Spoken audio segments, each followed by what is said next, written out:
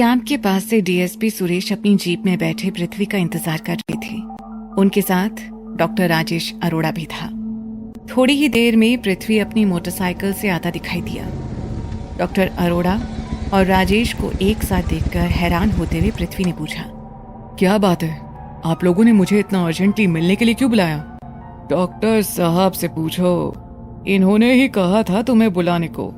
DSP Suresh ने doctor Arora की तरफ इशारा करते हुए कहा। मुझे एक बात पता चली है, फादर अग्निवेश को तो आप जानते ही होंगे। उनका विश्वास है कि ये सब जो हत्याएं हो रही हैं, इसके पीछे जंगल के किसी आदिवासी कल्ट का हाथ है। सब लोगों को शायद पता ना हो, लेकिन भारत सरकार का एक पैरानॉर्मल विभाग भी है। अब जैसे सारे सरकारी विभाग होते हैं वैसे ही ये भी है, लेकिन उसमें मेरे एक फ्रेंड से मुझे जानकारी मिली है कि फादर अग्निवेश को किसी परालौकिक शक्ति का पता चला है और वो अपने कुछ मिशनरी एक्सॉर्सिस्ट के साथ उसको मारने या पकड़ने जाने वाले हैं। डॉक्टर अरोड़ा ने उन दोनों को बताया। अजीब बात है, अग्निवेश क्या करेगा उसके बारे में पैरानॉर्मल विभाग को कैसे पता है? पृथ्वी ने अपना डाउट जाहिर किया। अब ये सब तो नहीं पता, लेकिन शायद हमें एक बार अग्निवेश से मिल लेना चाहिए। लेकिन तुम इस सब में इतना इंटरेस्ट क्यों ले रहे हो? सुरेश ने पूछा। अब क्या बताऊं, उस महिला सरला और उस विदेशी हरमन गोम्स के पोस्टमार्टम के बाद से दिमाग भन्नाया हुआ है। अंदर एडवेंचर का कीड़ा भी है और वो कुल बुला रहा है। मैं खुद यार एक बार पैरानॉर्मल एक्टिविटीज एक्सपीरियंस करना चाहता हूँ। अति उत्साहित होते हुए डॉक्टर राजेश अरोड़ा ने कहा। उसकी इस बात को सुनकर डीएसपी सुरेश ने अविश्वास से सिर पकड़ लिया। पृथ्वी ने एक ठंडी सांस ली और डॉक्टर से बोला, हाँ, यहाँ कत्ल हो रहे हैं डॉक्टर साहब। ये कोई फिल्मी शूटिंग नहीं है। आपको पता भी है, आप जो सो कॉल्ड एडवेंचर चाहते हैं उसके रिजल्ट अनसर्टेन होते हैं। खुद आपके साथ कोई हादसा हो सकता है। कुछ भी हो यार, मैं एक बार इसे एक्सपीरियंस करना चाहता हूँ। और हमें वैसे भी अग्निवेश के साथ जाना चाहिए, कहीं वो कोई ड्रामा करके मिशनरी प्रोपेगेंडा ना फैलाना चाहता हो। डॉक्टर अरोड़ा की आखिरी बात में दम था। डीएसपी सुरेश और पृथ्वीराज ने एक दूसरे को देखा और जैसे उन दोनों के बीच एक मूक सहमति बनी हो। फिर वो सब फादर अग्निवेश के टेंट की ओर बढ़ चली। फादर अग्निवेश उनको अपने आदमियों के साथ बाहर ही मिल गए। थोड़ी बहुत फॉर्मेलिटी के बाद डीएसपी सुरेश ने उनसे पूछा, आप लोग कहीं जाने की तैयारी कर रहे हो क्या? जी ऑफिसर, हमारे मिशन को जंगल में सक्रिय शैतानी शक्ति के स्रोत का पता चला है। हम उसे ही नष्ट करने जा रहे हैं। मैं आपको आगाह कर रहा हूँ, इस सब में आप कानून हाथ में मत ले लीजिएगा। डीएसपी सुरेश न्यू को एक तरह से वार्निंग देते हुए कहते हैं, आपको अगर अविश्वास है तो आप हमारे साथ चल सकते हैं ऑफिसर। हमारे लोग काफी समय से उस चुड़ैल की जासूसी कर रहे हैं। सुरेश ने मुड़कर डॉक्टर अरोड़ा और पृथ्वी की ओर देखा। उन दोनों ने सिर हिला के हाँ में जवाब दिया। फिर करीब 4 बजे चर्च की 2 गाड़ी और सुरेश की जीप डॉक्टर अरोड़ा और पृथ्वी को लेकर घने जंगल में बढ़ रही थी। जंगल को पार करके लगभग दूसरे तरफ के कस्बे को जाने वाली कच्ची सड़क से कट के चर्च की गाड़ियां और गहरे जंगल की तरफ जाते कच्चे रास्ते पे मुड़ी तो पृथ्वी का दिमाग सनका। उसे ध्यान आने लगा कि यह वही रास्ता है जहां उसे एक बार अंबिका की बहन अरण्य मिली थी। फिर थोड़ी दूर जाकर उनका काफिला थम गया और आगे वही झोपड़ी सी थी जहां पर पृथ्वी अरण्य से मिला था। फिर चर्च की गाड़ियों से अग्निवेश और उसके आदमी उतर के उस झोपड़ी को घेरने लगे। उनके हाथों में लंबे भाले जैसे थे। कुछ के पास 2 नाली व रिवॉल्वर भी थे। खुद अग्निवेश के हाथ में धार्मिक चिन्ह व एक पानी का फ्लास्क था।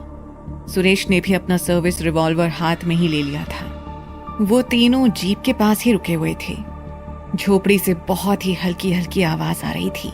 फादर अग्निवेश ने अपने साथी को इशारा किया और वो धीरे धीरे झोपड़ी के पास बढ़ने लगा। फिर उसने अजीब सी सीटी बजाई। कुछ पल सन्नाटा बना रहा और फिर एक बहुत तेज चिंघाड़ने की आवाज आई। पृथ्वीराज व उसके साथी एकदम से चौंक गए। फादर अग्निवेश और उसके साथी एकदम से आक्रामक स्टांस में आ गए। फिर एक तेज चीख के साथ दरवाजा टूटा और एक आदमी झोपड़ी के अंदर से बाहर आकर गिरा। उसके मुंह से खून बह रहा था और वो वहीं जमीन पर ढेर हो गया। फिर फादर अग्निवेश ने इशारा किया और उसके कुछ साथियों ने मशाल जलाकर झोपड़ी पर फेंक दी। कुछ ही देर में वो कच्ची झोपड़ी धू धू कर चलने लगी।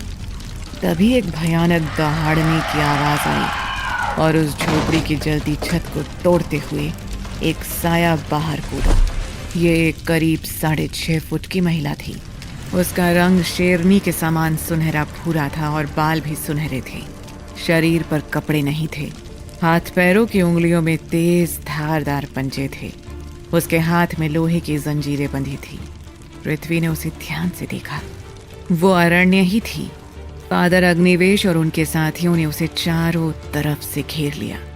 उनमें से एक ने उस पर गोली चला दी। बहुत तेजी के साथ वो एक ओर हटकर गोली से बची और उस पर छलांग लगा दी। फिर उसने उसे उठाकर दूर फेंक दिया। सख्त चट्टान पर उसका सिर लगा और वो पके बेल की तरह फट गया। अपने एक साथी का ये हाल देखकर उन सभी की आंखों में खून उतर आया और उन्होंने उस पर एक साथ हमला कर दिया। अरण्य फुर्ती से एक तरफ कूद के उनके हमलों से बची। फिर उसने अविश्वसनीय ताकत दिखाते हुए हाथों की जंजीरों को कच्चे धागे की तरह तोड़ दिया। तभी एक आदमी का भाला उसके कंधे में आकर लगा और वो टूट गया। उसने टूटे भाले समेत उस आदमी को उठाया और एक स्विंग दिया। वो आदमी पीछे अपने साथियों पर जा गिरा। अरण्य की नजर पृथ्वी पर पड़ी और वो एक पल के लिए सन्न रह गई। तभी उसके सन्न होने का फायदा उठाते हुए 2 लोग उसके पीछे से आकर उसकी पीठ पर भाले से वार कर गए। उसके मुंह से हल्की सी चित्कार निकली और उसने पीठ से भाले को निकालकर उनकी तरफ फेंक दिया। भाले उन दोनों के सीने पे लगे और उसका वेग इतना जोरदार था कि वो दोनों भाले समेत उड़ते हुए पीछे जलते झोपड़े पे जा गिरे। उसके जोरदार हमले से सभी एक पल को सकते में आ गए और अरण्य ने उस पल का फायदा उठाया। वो तेजी से जलते झोपड़े के पार कूदी और फिर वहां से पेड़ों पर से कूदते हुए गहरे जंगलों में गायब हो गई। फादर अग्निवेश और उसके बचे हुए साथी हाथ मलते रह गए। इधर पृथ्वी की हालत ऐसी थी मानो उसे कोई बहुत बड़ा सदमा लगा हो। फिर अचानक उसे अंबिका का ध्यान आया जो इस वक्त हवेली पर ही थी। शाम होते ही राजा उग्र नारायण की कार हवेली में आकर रुकी। उसमें राजा के साथ वो विदेशी महिला भी थी। फिर राजा साहब उस विदेशी महिला के साथ ऊपरी हिस्से पर बने अपने रेस्ट रूम में चले गए। एक नौकर ने जाकर अंबिका को बताया कि राजा साहब हवेली लौट आए हैं और उनके साथ वो विदेशी महिला भी है। उसने नौकर से पूछा कि वो कहाँ है, तो उसने बताया कि वो दोनों ऊपरी हिस्से पर बने राजा साहब के रेस्ट रूम में है। अंबिका बेचैनी से इधर उधर टहलने लगी। फिर वो हवेली के पिछले खुले हिस्से की तरफ चल दी। ओपन में आकर उसने अंदाजे से रेस्ट रूम की तरफ देखा। सबसे ऊपर एक तरफ उसे बड़ी बड़ी शीशे लगी खिड़कियां दिखाई दी। अंबिका उन खिड़कियों के नीचे पहुंची। फिर उसने इधर उधर देखा और एक लंबी छलांग लगाकर खिड़की के मुंडेर पर पहुंच गई। अंदर राजा साहब कपड़े बदलकर लॉन्ग की तरफ बढ़ रहे थे और वो विदेशी महिला भी अपने कपड़े उतार रही थी। फिर राजा साहब आराम से लॉन्ग पे लेट गए। उधर वो महिला सिर्फ लॉन्ड्री में अपने व राजा साहब के लिए ड्रिंक बनाते हुए कुछ कह रही थी। वो अंग्रेजी में बातें कर रहे थे, इसलिए अंबिका को उनकी बातें समझ में नहीं आ रही थी। वो विदेशी महिला राजा साहब के पास ड्रिंक लेके पहुंची और उनसे बोली, लेकिन आप चाहें तो सब कुछ हो सकता है। सी, हम बस जंगल में एक जगह चाहते हैं जो कि हमारे लिए बहुत विशेष है। हम कोई फैक्ट्री थोड़ी लगा रहे हैं। ड्रिंक हाथ में लेते हुए राजा साहब मुस्कुराए और बोले, किया तो जा सकता है मार्सिलिया, लेकिन जंगल में इतनी बड़ी जगह अलॉट करवाना बहुत टेढ़ी खीर है। फिर उन्होंने अपने ग्लास को एक घूंट में ही खाली कर दिया। लेकिन आपके पास तो काफी पावर है। कई MP MLA आपके अंडर में है। राजा साहब का खाली ग्लास लेके दूसरा ड्रिंक बनाते हुए मार्सिलिया बोली। जवाब में राजा साहब सिर्फ सिर हिलाकर रह गए। आप एक बार कोशिश करिए ना, ये पूरा इलाका ही आपके कंट्रोल में है। आप अगर राजी हो जाए तो हमारी संस्था न्यू लाइट कुछ भी करने को तैयार है। आप कहें तो हम आपको न्यू लाइट का इंडिया हेड बना सकते हैं।